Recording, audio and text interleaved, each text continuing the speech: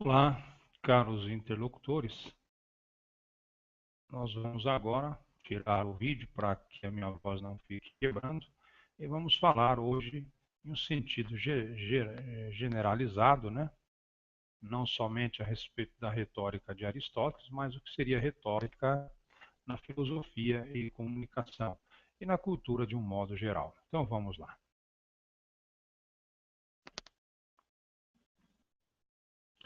Muito bem, a retórica, do latim retórica, hum, originado no grego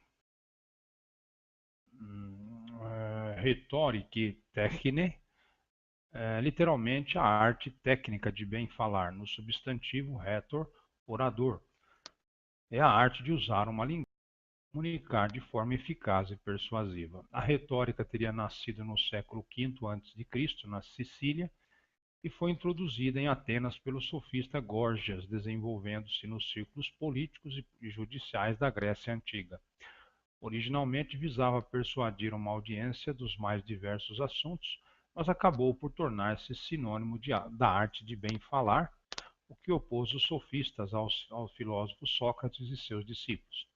Aristóteles, na obra Retórica, lançou as bases para sistematizar o seu estudo, identificando-a como um dos elementos-chave da filosofia, junto com a lógica e a dialética.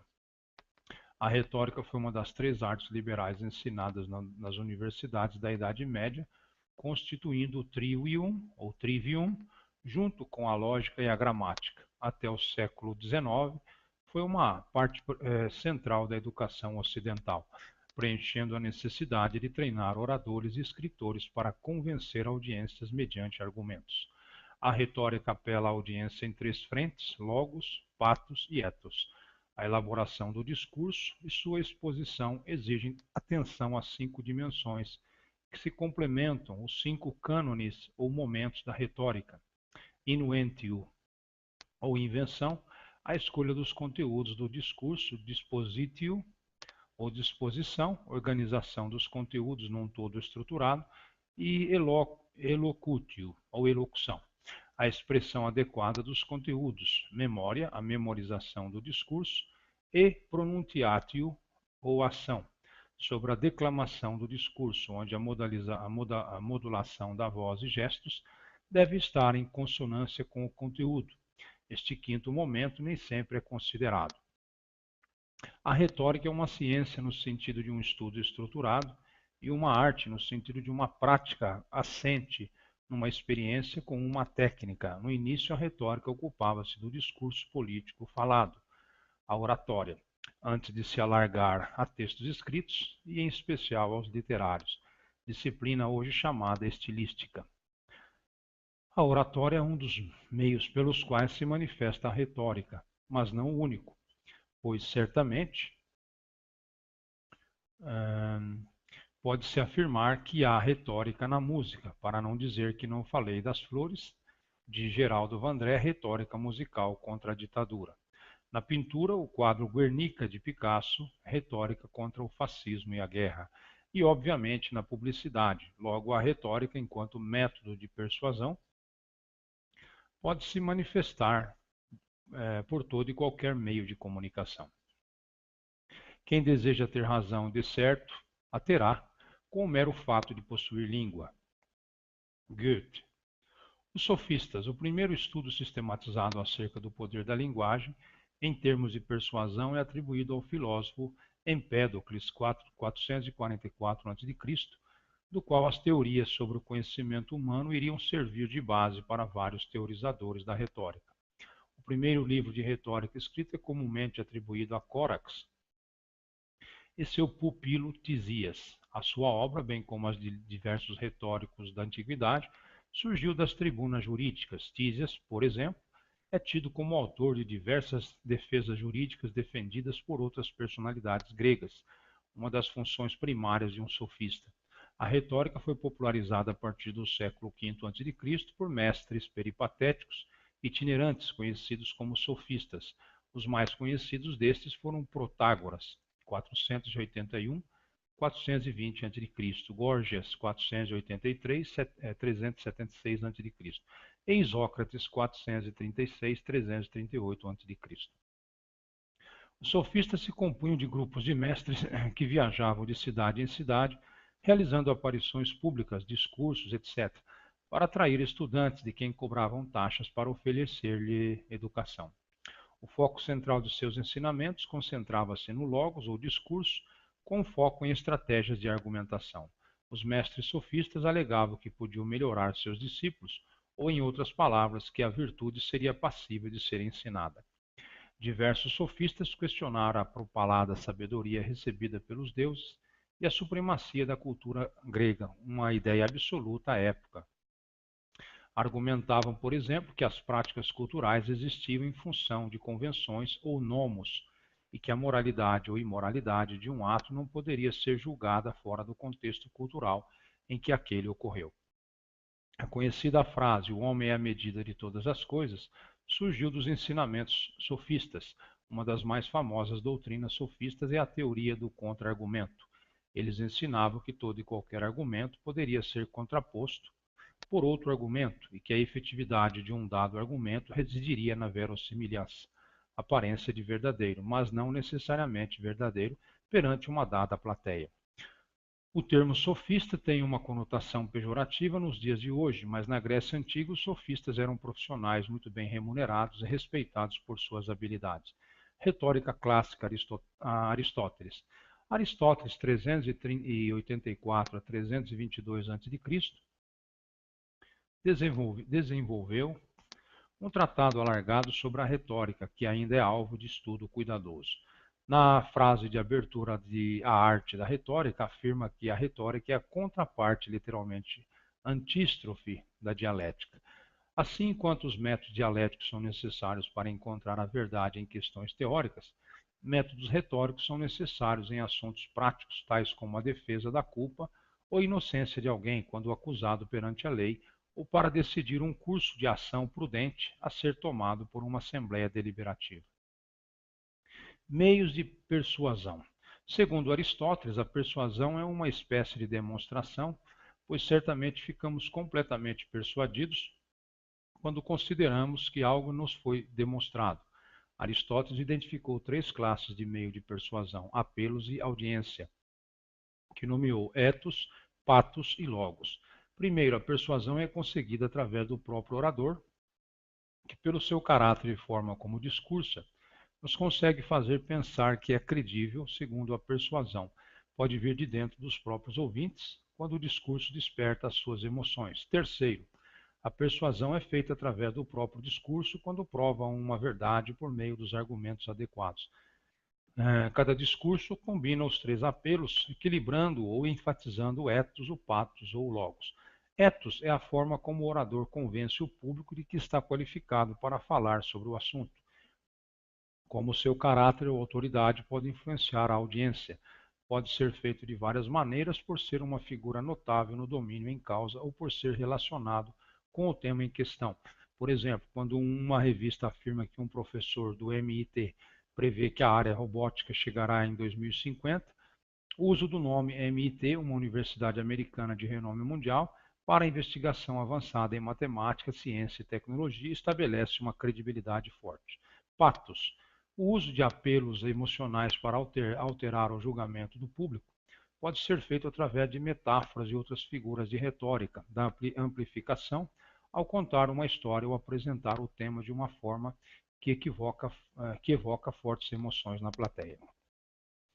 Logos, o uso da razão e do raciocínio, quer indutivo ou dedutivo, para a construção de um argumento. Os apelos aos logos incluem recorrer à objetividade, estatística, matemática, lógica, por exemplo, quando um anúncio afirma que o seu produto é 37% mais eficaz do que a concorrência.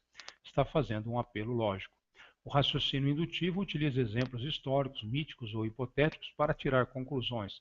O raciocínio dedutivo usa geralmente proposições aceitas para extrair conclusões específicas. Argumentos logicamente inconsistentes ou enganadores chamam-se falácias.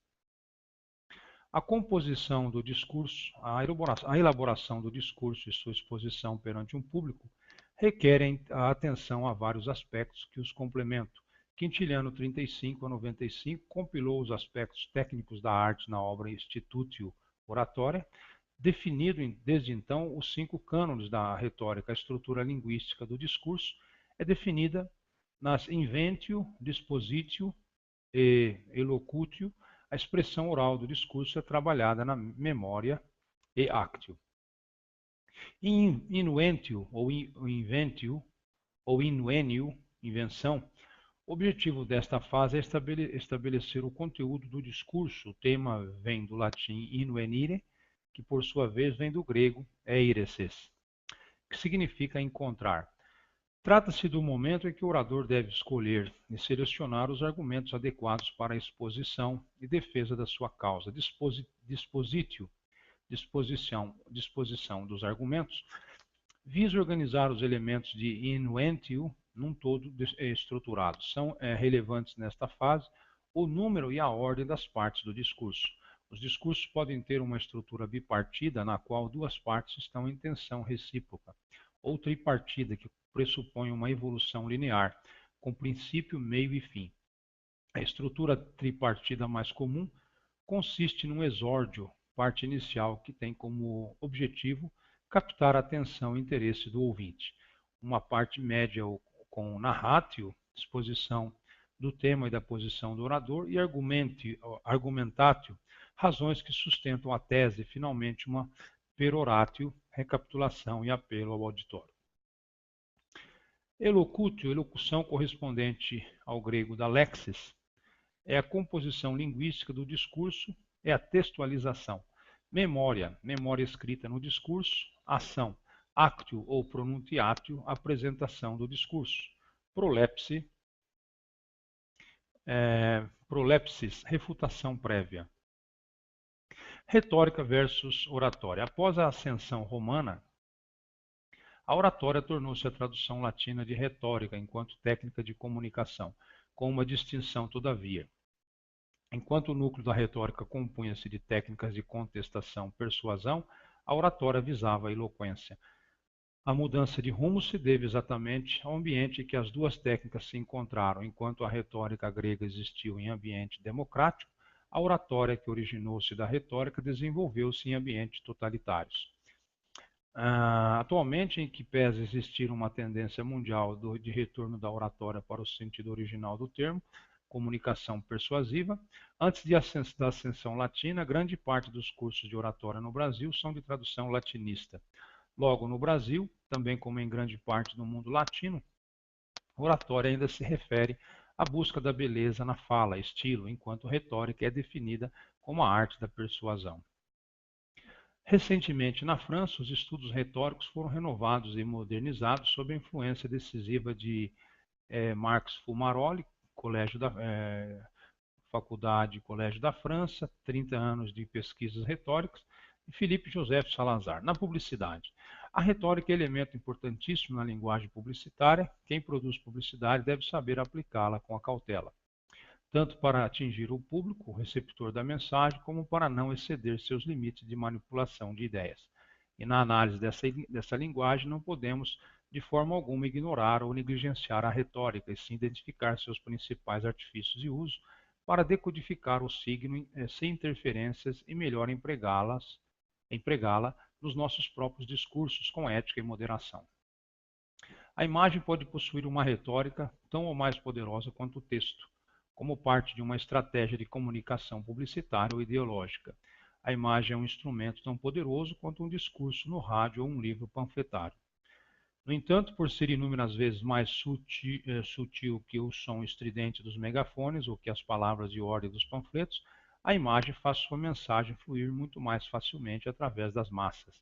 A propaganda publicitária descobriu isso há muito tempo e usa essa mensagem para vender produtos. Dessa forma, torna-se ainda mais convincente e útil. No planejamento de um anúncio publicitário, a figura de retórica que será apresentada é previamente discutida e analisada, para condizer com a ideia e o produto anunciados, respectivamente, a mensagem e o signo. Também deve adequar-se ao canal, dependendo se é um anúncio de televisão ou de mídia impressa ou outdoor. Diferentes figuras podem ser aplicadas ou não. e é justamente manipulando as relações entre o canal e mensagem que a retórica trabalha.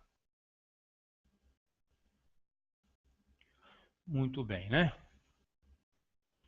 Então nós temos retórica em testamentos. Comumente, o testamento pode ser conceituado como um ato derradeiro de último desejo. Nele, portanto, encerram-se os anseios e as vontades do post-mortem. O testamento, como ato de última vontade, é uma instituição que remonta às civilizações mais antigas. Eles foram uma matéria muito importante na legislação de qualquer povo, já que eram considerados um instrumento que promove o trabalho e a economia, suscita o amor e a gratidão, permitindo a perpetuação da memória e recordação do testador. Rocha, 1857. Para Torres, 1998, são os testamentos uma documentação privilegiada cuja plurivocidade histórica vem sendo multifacetadamente explorada e aplaudida por motivo de contributos da vária índole desveladores de angulações do passado nos campos político, econômico, social, religioso, intercomunicacional, entre outros, seja ao nível das instituições e das mentalidades coletivas, seja ao dos indivíduos e de sua compleição e cultura. Dada essas características, é possível afirmar, portanto, que os testamentos são documentos carregados de elementos retóricos, tal como nos ensina Aristóteles, Plebe, 1978, comenta que Aristóteles confere um caráter mais sistemático à tripartição dos gêneros oratórios, já presente em Anaxímedes de Lampsaco. Ele principia por individualizar três fatores fundamentais de todo o discurso: aquele que fala, o argumento em torno do qual ele fala, a pessoa a quem ele fala. Destes três elementos, o terceiro, o ouvinte, é o que determina a estrutura do discurso. Os grifos são nossos. Os testamentos, desta forma, são documentos carregados de elementos prontos para uso, indispensáveis à arte do bem dizer, lugares onde o homem letrado, conhecedor da res literária, encontra tais elementos. Alcides, 2003. São fontes formais dirigidas a um público com o objetivo de expressar uma última vontade, mas não expressá-la de qualquer modo. É fazê-la de forma a obedecer uma certa oralidade e tradicionalidade. Sobre os testamentos no século XVIII, particularmente, Durães, 2005, diz que, além de continuar a revelar as preocupações de ordem religiosa e o cuidado posto na salvação da alma, o testamento passou a ter uma outra função essencial: organizar a vida econômica e social da família após a morte de um dos seus membros. A partir daquele momento, o testamento passou a ser um todo, possuindo uma unidade fundamental gerada pelos laços funcionais existentes entre os legados pios e a partilha dos bens pelos herdeiros. Essa estrutura, com as respectivas solenidades internas, nomeação do herdeiro, nomeação do testamenteiro, número de testemunhas, manter-se-á ao longo de todo o século XVIII e são os elementos que constituirão essa arte retórica.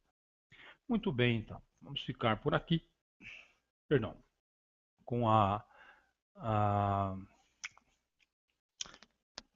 praticamente definição do que vem ser a arte retórica, né? E vocês observaram que ela tem uma diferença bastante demarcada da oratória, né? Então vamos lá. Terminamos por aqui. Até um próximo Hangout. Uma boa noite. Muito bem. A retórica, do latim retórica, originado no grego retorique techne, literalmente a arte técnica de bem falar, no substantivo rhetor, orador. É a arte de usar uma linguagem e comunicar de forma eficaz e persuasiva. A retórica teria nascido no século V a.C., na Sicília, e foi introduzida em Atenas pelo sofista Górgias, desenvolvendo-se nos círculos políticos e judiciais da Grécia Antiga. Originalmente visava persuadir uma audiência dos mais diversos assuntos, mas acabou por tornar-se sinônimo da arte de bem falar, o que opôs os sofistas ao filósofo Sócrates e seus discípulos. Aristóteles, na obra Retórica, lançou as bases para sistematizar o seu estudo, identificando-a como um dos elementos-chave da filosofia, junto com a lógica e a dialética.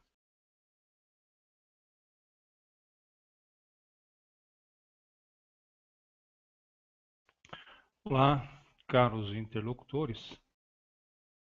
Nós vamos agora tirar o vídeo para que a minha voz não fique quebrando e vamos falar hoje em um sentido generalizado, né? Não somente a respeito da retórica de Aristóteles, mas o que seria retórica na filosofia e comunicação e na cultura de um modo geral. Então vamos lá.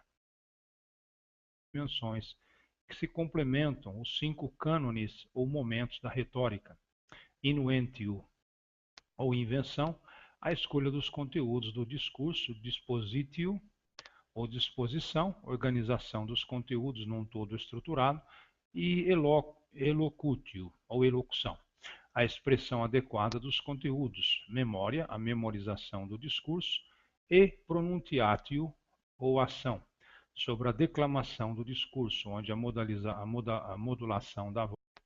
A retórica foi uma das 3 artes liberais ensinadas nas universidades da Idade Média, constituindo o trivium, ou trivium, junto com a lógica e a gramática. Até o século XIX, foi uma parte central da educação ocidental, preenchendo a necessidade de treinar oradores e escritores para convencer audiências mediante argumentos.